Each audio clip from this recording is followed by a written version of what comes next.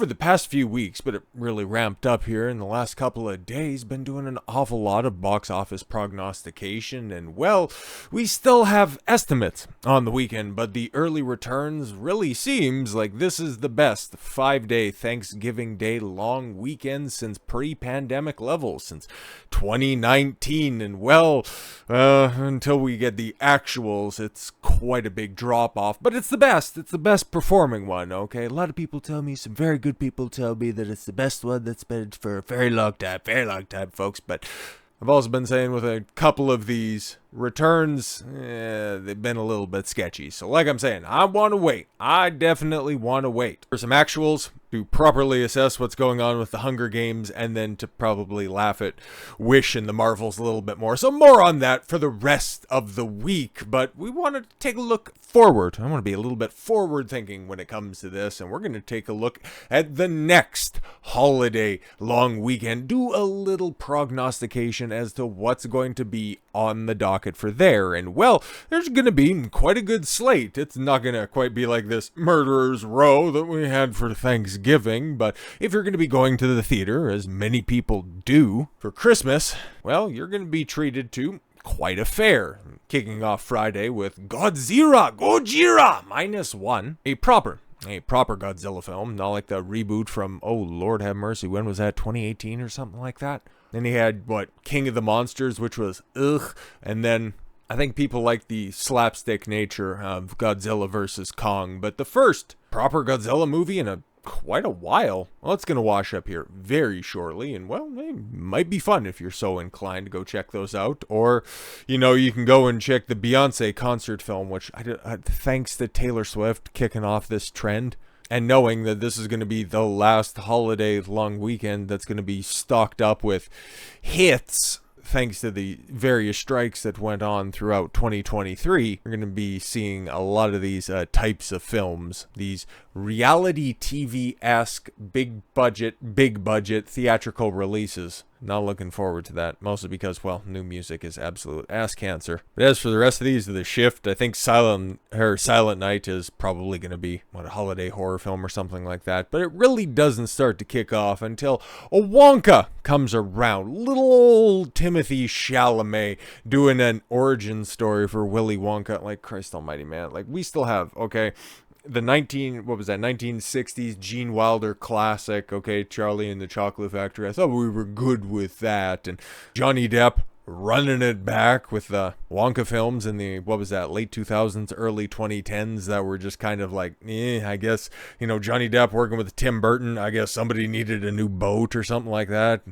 Because they weren't really terribly inspired. As much as I like Johnny Depp, those were kind of drug as just being cash-ins. But why on earth do we need this little twink giving us a story about how Willy Wonka got his crushed velvet jacket, like how he started up the Wonka factory? I don't really think anybody needed that filled in. But it's going to be one of the heavy hitters, apparently. And what we're settling for when it comes to heavy hitters now in Hollywood is such a stark difference from what it was prior to the pandemic. This is almost returning to a pre-Marvel world where we're just getting middling returns for average priced films. Maybe that's a good thing, but it's also pointing to the fact that we're going to be getting so much more derivative content into the future because, well, Hollywood in general needs to turn a profit badly. So of course they're going to go ahead and cash in on very safe things. More on one of the current trends that Hollywood's going to try to chase tomorrow with the video game adaptations. Then you also seen with the Beyonce stuff where you could have those concert films hit theaters. And then just, of course, this is kind of a continuation of the old trend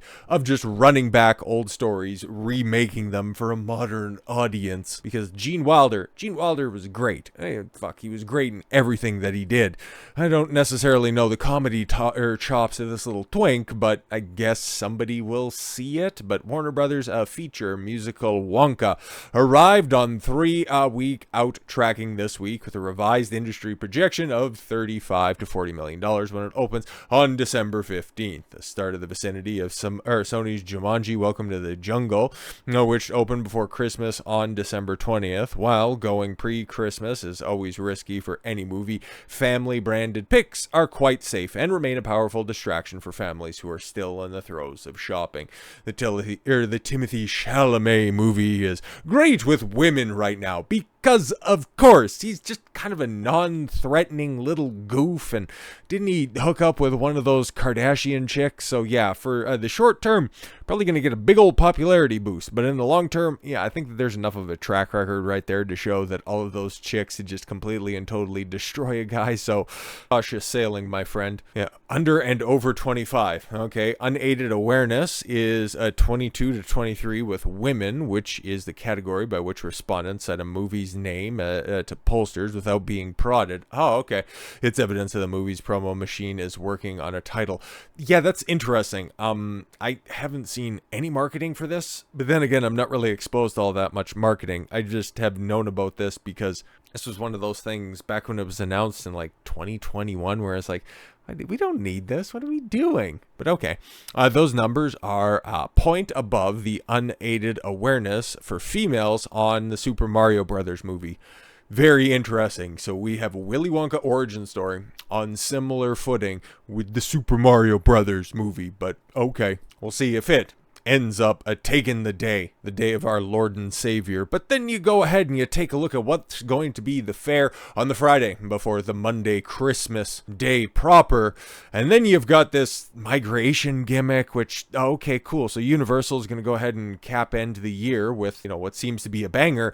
And there you see it right there. You got Aquaman, and oh boy, ladies and gentlemen, it is atrocious. Two key Christmas weekend releases are subject to this high week's report. Theaters hope to close out the year on a high note. And yeah, with Aquaman and the Lost Kingdom opening weekend range between $32 and $42 million, guys, it's looking to track behind the Marvels, which, yeah, like I said, I've been trepidatious in saying, is Aquaman 2 actually going to beat out the Marvels at the box office? And it looks like it's going to be close. Just depends on the legs of Wonka and the Beyonce film. Like, if you remember when Aquaman 1 was in the theaters and it inexplicably made $1 billion, it was on the back of, well, I guess probably on the damp chairs of all of the women that turned out to see Jason Momoa shirtless. So there is a lot of convening factors here for it to just not be all that popular.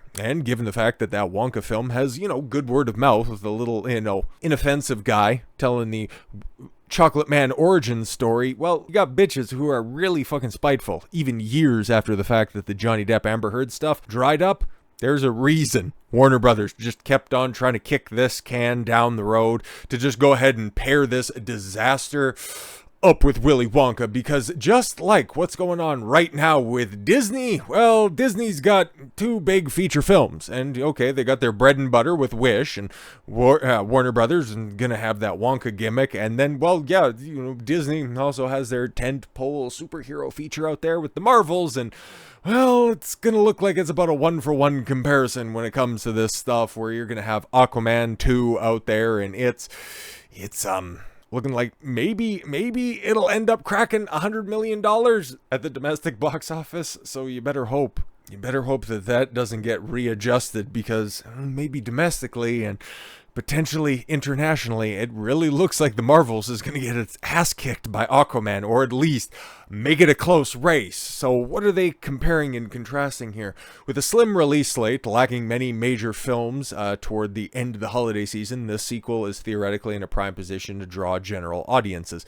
Yeah, because again, what was alluded to with the Wonka stuff right there, it's like, general audience, just want to go to the theater, with the family and just get something inoffensive. And well, unless you're taking your grandparents, nobody's really gonna remember anything when it comes to Charlie and the Chocolate Factory. It's like kind of a strange thing to put out right now. I don't really know the cultural relevance of that, or even the star power of Timothée Chalamet. I don't know, what are they using that as the opener for Dune Part 2 that's coming out in the new year, but who knows. And the film's first was a surprise blockbuster, earning $335 million domestically.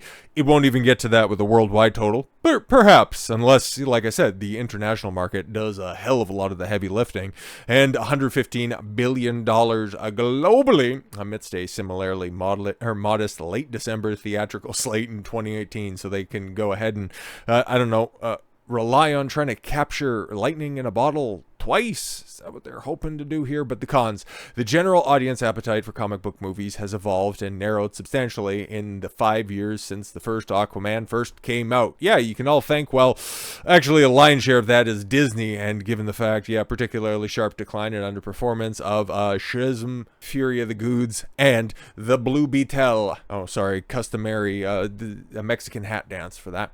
Early pre-sales are pacing 25% ahead of the aforementioned Shazam, which is good, and 62% behind Black Adam, which Black Adam right now, when you take a look at the most recent post Snyder firing DCU or EU, right, the EU is the ones that's getting scrapped, and this is going to be the capstone to that failed attempt to try to do anything with the DC brand in the films. Black Adam stands as the tallest midget in the room, but guess what?